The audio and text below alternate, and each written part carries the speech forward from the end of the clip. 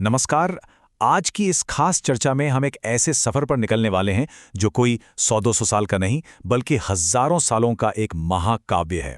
इस पूरी चर्चा के दौरान हम एक बहुत ही दिलचस्प बात समझेंगे कि कैसे एक अत्यंत प्राचीन सभ्यता इतिहास के सबसे क्रूर दौर से गुजरने के बावजूद एक फीनिक्स पक्षी की तरह बार बार अपनी ही राख से उठ खड़ी हुई। तो चलिए बिना किसी देरी के शुरू करते हैं। 9,000। जरा एक पल के लिए इस आंकड़े के बारे में सोचिए। ये वो साल हैं जो इस महान सभ्यता की सबसे शुरुआती नींव को दर्शाते हैं। हमारे स्रोत बताते हैं कि ये कहानी आज के पाकिस्तान के बलूचिस्तान में मेहरगढ़ के पास शुरू हुई थी। ये वो दौर था जब इंसानों ने पहली बार मिट्टी की ईंटों के घर बनाना और खेती करना सीखा था। ये कोई छोटी बात नहीं है। हम मानव सभ्यता के एकदम शुरुआती दौर की बात कर रहे हैं। और यहीं से हमारे सामने इस पूरे विश्लेषण का सबसे बड़ा और रोमांचक सवाल आता है। आखिर ऐसा क्या हुआ? कैसे एक सभ्यता जिसने अपना सफर मिट्टी की झोपड़ियों से शुरू किया था, वो आज चांद के दक्षिणी ध्रुव तक पहुंच गई?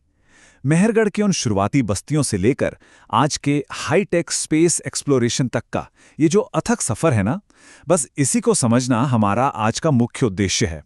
इस पूरे चक्रीय सफर को, या यूं कहें कि इस फीनिक्स जैसे सफर को हम कुछ अहम पड़ावों में बांट सकते हैं।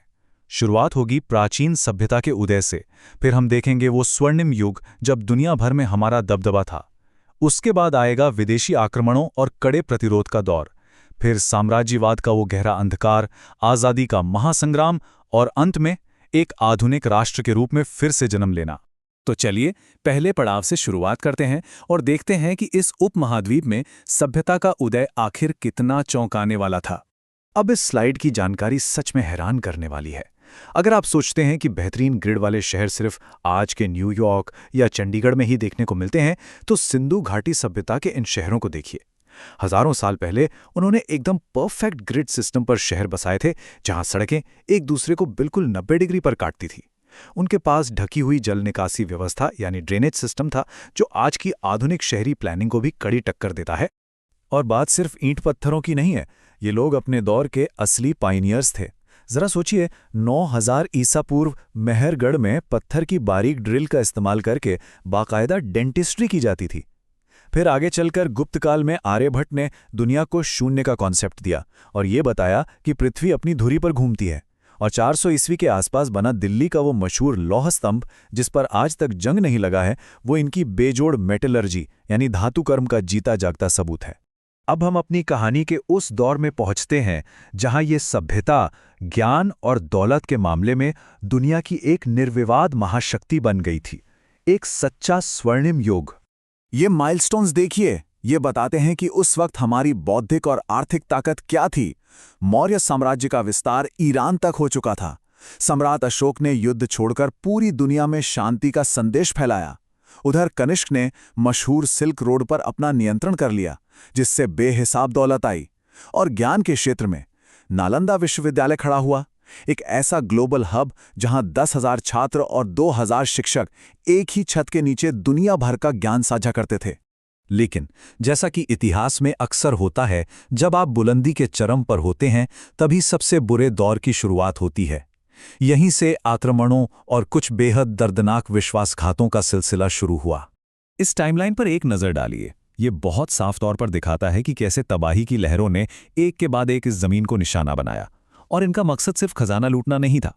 1000 ईस्वी में महमूद गजनी का सोमनाथ मंदिर को लूटना, 1192 में छल से पृथ्वीराज चौहान को हराना, फिर 1193 में बख्तियार खिलजी का नालंदा की उस महान लाइब्रेरी को जलाकर राख कर देना, और 1526 में पानीपत में बाबर द्वारा तोपों का वो विनाशकारी इस्तेमाल, ये यहाँ की सांस्कृतिक पहचान को जड़ से मिटाने की कोशिश थी।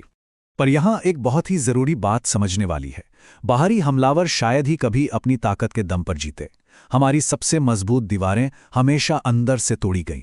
जयचंद का मोहम्मद गोरी को न्योता देना हो, खानवा के युद्ध में ऐन मौके पर राणा सांगा के साथ सलादी का धोखा हो, या फिर लालच में आकर गणौजी शिर्के का मुगलों को छत्रपति संभाजी महाराज का गुप्त ठिकाना बता देना, ये वो अंदरूनी घाव थे जिन्होंने हमें सबसे ज्यादा नुकसान पहुंचाया। लेकिन इन तमाम धोखों और औरंगजेब की उन अकल्पनीय यातनाओं के बावजूद इस सभ्यता की जो आत्मा थी वो कभी नहीं टूटी। छत्रपति संभाजी महाराज के ये शब्द सुनिए, भले ही तुम मुझे अपनी बेटी और अपना पूरा साम्राज्य दे दो, मैं अपना धर्म और अपना स्वाभिमान नहीं त्यागूंगा। ये वो प्रचंड प्रतिरोध था जो साबित करता है कि हर कीमत पर यह सभ्यता अपनी जड़ों से जुड़ी रही। समय बीता, सत्ता बदली और एक साम्राज्य के पतन के साथ ही शोषण का एक और भी सुव्यवस्थित और क्रूर दौर शुरू हुआ, साम्राज्यवाद का अंधकार। यहाँ हमें एक बहुत बड़ा और दुखद विरोधाभास देखने को मिलता है।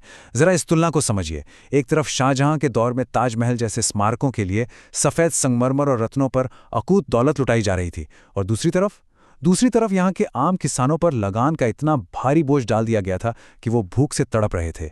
भव्य इमारतों की चमक के पीछे आम इंसान की भूखमरी की एक भयानक सच्चाई छुपी थी। और फिर एंट्री होती है ईस्ट इंडिया कंपनी की, जिन्होंने इस रही सही अर्थव्यवस्था को बहुत ही सिस्टमैटिक तरीके से खत्म कर दिया। उन्होंने अपनी मोनोपोली बनाने के लिए ऐसे खौफनाक हथकंडे अपनाए जिनकी कल्पना भी मुश्किल है। अपने कपड़े बेचने के लिए उन्होंने यहाँ के अत्यधिक कुशल स्थानीय बुनकरों के अंगूठे तक कटवा दिए, ताकि भारतीय कपड़ा उद्योग हमेशा के लिए बर्बाद हो जाए। ये सिर्फ व्यापार नहीं था, ये पूरी तरह से गुलाम बनाने की साजिश थी। पर कहते हैं ना, जहां जितना गहरा अंधेरा होता है वहीं से सबसे तेज रोशनी भी फूटती है। इसी शोषण की कोख से जन्म लिया पूरे उपमहाद्वीप के सबसे बड़े और एकजुट प्रतिरोध ने। इस आज़ादी की लड़ाई की सबसे खूबसूरत बात ये थी कि इसमें हर तरह के लोग और हर तरह के तरीके शामिल थे। 1857 में रानी लक्ष्मीबाई द्वारा किया गया वो विशाल सैन्य विद्रोह देखिए, फिर 1919 का वो दर्दनाक जलियांवाला बाग हत्याकांड जिसने पूरे देश के खून में उबाल ला दिया, 1931 में देश के लिए भगत सिंह का हंसते हंसते फांसी चढ़ जाना, और 1943 में नेताजी सुभाष चंद्र बोस द्वारा बनाई गई आज़ाद हिंद फौज। हथियारबंद क्रांति से लेकर अहिंसक आंदोलनों तक सबने मिलकर इस महासंग्राम को लड़ा।